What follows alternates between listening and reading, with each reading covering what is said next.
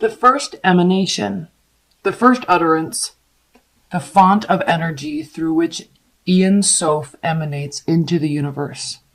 The crown sits above the head and embodies that which is beyond our comprehension. One must envision Keter not as an object that can be perceived, but as the light that is cast upon it. Keter's light is beyond knowability, a timeless expanse of pure consciousness. Only through respect for our own limitations do we begin to see the shadow of its nature. As the highest point on the tree of life, all continuums cascade downward from it. Keter stands in contrast to Malkuth, who rests at the very bottom of the tree. The span that lies between them measures the complete distance from the most spiritual to the most physical aspect of our existence.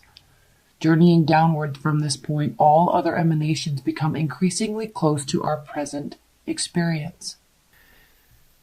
So we have at the bottom of the deck, we have the Six of Pentacles. So obviously giving, receiving, reciprocity, but also generosity. Because he knows that he's giving. The receipt is not coming from them. That what he's receiving is not coming from them. He's giving because he knows that they need it or they want it or they'll be able to have fun. It's like giving kids money to go to the candy store, right? It's pleasurable to be able to give someone an experience. So in this deck, all right, this is reciprocity. This is giving and receiving. This is equality in giving and receiving. However, there is a higher level aspect to this card that talks about not what we get, but the pleasure that we get because we give. So I think this month there is an understanding. The Empress reversed. This is about either having a miscarriage or I always say the baby thing, pregnancy or miscarriage with this card, but it is only one of the meanings. It doesn't necessarily mean that, but it can mean that. It can mean a miscarriage. So yes, or, laying something down or losing energy for a project that you were once excited about. Now I know Geminis, your mind is just so rapidly working all the time and absorbing energy all the time from everyone and everything around you. You're one of the most brilliant signs because you have that ability to absorb facts. And so it is probably not uncommon for you to become very excited about a project and want to put 150% into it, or a person, or a relationship, or a new experience. And then something else comes along, and I'm not saying you just leave that behind, but the newness wears off, kind of like the newness wears off with an Aries. They're always excited to go to something new.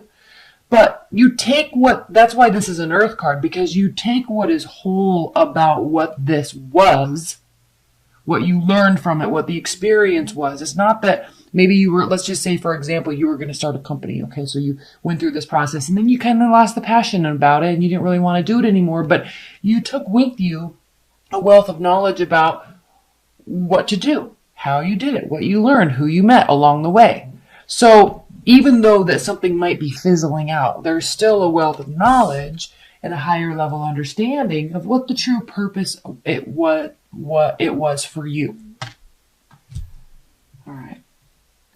Defenses might be up a little bit, and because of that, you might not be feeling very social. Very likely, you could be dealing with the fire sign. Don't have to be. Could be dealing with the water sign, but we also have fire and water here. So let's look at this as a whole, because we have options. We have fogginess. We have some smoke and mirrors here. We have the looking upwards or waiting for a sign or a symbol to direct you into a project or a person. You're looking for direction. Now, what's very interesting here, I'm coming back up here. Don't worry, I'm coming back up here. But what's interesting is you have the card of Pisces, and then you also have the King of Cups, which is Scorpio, but also can be Pisces and Cancer.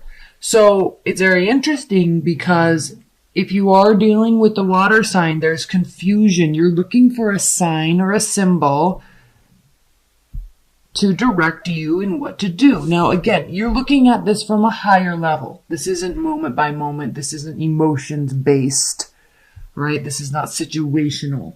This is broad spectrum viewing. What do I do here? What do I do with this person? They may be deciding that about you as well. But the message here is pause. Wait. They might be waiting. This also can be the card of Pisces here, the High Priestess. Doesn't have to be, but it can be. So this is talking about higher level understanding. All right, looking at things from a vantage point. And just because you understand something, just because you see the details, you don't necessarily have to share those. That's why this card can be talking about secrets and keeping things within. Like, she knows, but she's keeping it to herself. Now, what's fascinating is we have the Queen of Wands here, and then we have the Eight of Wands. So there's a lot of communication, swift, motivated, or goal-oriented communication. All right. This could be you taking on this energy. This could be someone else in your realm taking on this energy. But this has to do with, she is very decisive. The Queen of Wands is very decisive. The Eight of Wands is swift movement, swift communication, short distance travel, making plans, talking about plans. So it could be talking about, what you're doing over the holidays. But this is more action oriented. And it's coming from a place, Geminis, that is something that feels very familiar to you. Whether you know it or not, there's a familiarity to you in this month in terms of why you're doing something, why you're making that decision, why you're waiting. Okay. And there's a dichotomy here. Action, pause. Okay. Action, direction, movement, feelings, understanding. So I don't know if this is you or them or the whole situation combined that flip-flops a little bit. Interesting month, Geminis. We have the Star, we have Temperance, and we have Strength. So major call to action for you because it starts with a major arcana and it ends with 3 major arcanas.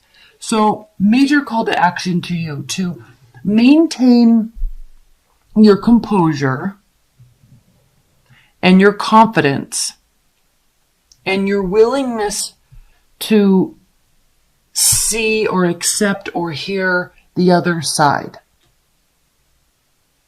All of the sides. And like the parallax gap, you understand that there are many sides to every story. And it is almost impossible to always get the whole unless you can see it and put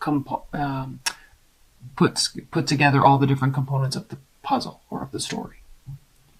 So, maintaining composure. There is a call to action for you to definitely maintain composure this month. Let's pull some clarifiers. These are beautiful major arcana cards. Faith and hope, healing, maintaining your temperament, and having and maintaining your confidence. So whatever's happening up here, this is also like your wheelhouse because you can be like this and you can be like this very easily. You really work well in both of these realms. And so it's not uncommon for these to be both of you throughout the month.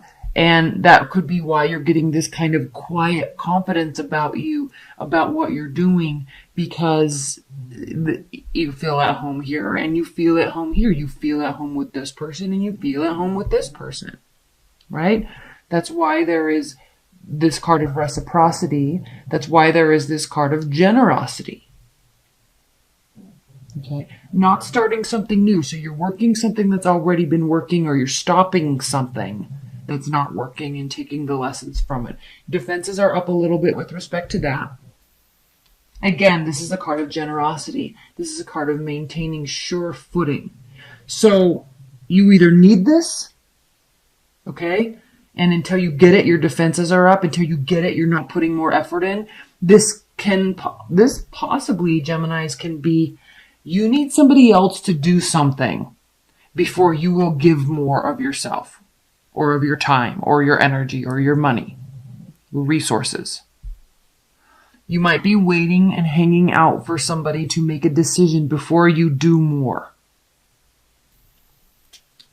This has to do with where effort is being put into oneself.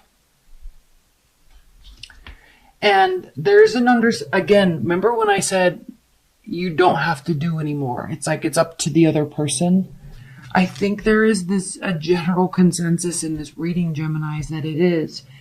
You can take a liberty this month and wait. You don't need to run off and be single. You don't need to try to save more money. I mean, obviously you can if you want to, but this is not about you and your independence. This is about you're already ready, or you're realizing what areas you do need to work on before you can be ready. This can go both ways. But this does have to do with a pause because it's somebody else's turn. Something needs to be said, something needs to be done, or something needs to be shown to you before you will give anymore. Okay? You have it already, but it's locked up. Okay? You can be generous when the time is right. That's why your defenses are up. Let's pull some outcome messages. Please clarify, or what are the outcome, advice, and guidance messages for Geminis this month? Outcome, advice, and okay, let's just do them. There's a lot of here, so just bear with me. We've got the Tower, Two of Swords. Okay. Outcome, advice, and guidance. You're pausing, remember. Okay? You don't have to feel any regret about anything. Your decision is made based on what they do. If they do this, I'm doing this. If they do this, I'm doing this. I'm fine either way. I'm fine either way with the Nine of Pentacles. I'm fine either way with the High Priestess. Okay? I'm not going to give you anything because you don't deserve it. If you want stuff to hit the fan, fine. If you want the shit to hit the fan, fine. I've already made my decision. Either way, I don't have any regrets. Good, Gemini. Your card. Okay, this can be love related, but you're ready when they are. You've thought about this head or heart decision. This is advice and guidance. So, either they're not, again, you're not taking any swift action. It could impact you, but you're not really going to be showing it. All right? You're not going to be putting any action into it. You're hoping they do one thing, but if they don't, shrugging shoulders. Now, by you not taking any action, you could be dealing with somebody that's very sensitive, overly sensitive, right? And we love our water signs, yes, but when they take offense to something, it can get a bit ridiculous, no? So, you're not taking any action, and please apologize if you're cross-watching. I apologize. I'm meaning no offense, but I'm speaking to Geminis. So, they could get really caught up in their head. Okay, so can you, but I don't think this is not your energy to stay here. Okay? You're not about this life.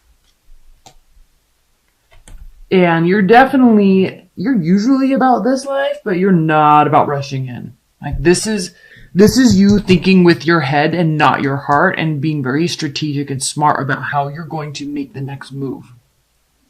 And you're giving them ample opportunity because you see the bigger picture. You understand what's really going on here, and you're not going to play their game. They're going to play yours.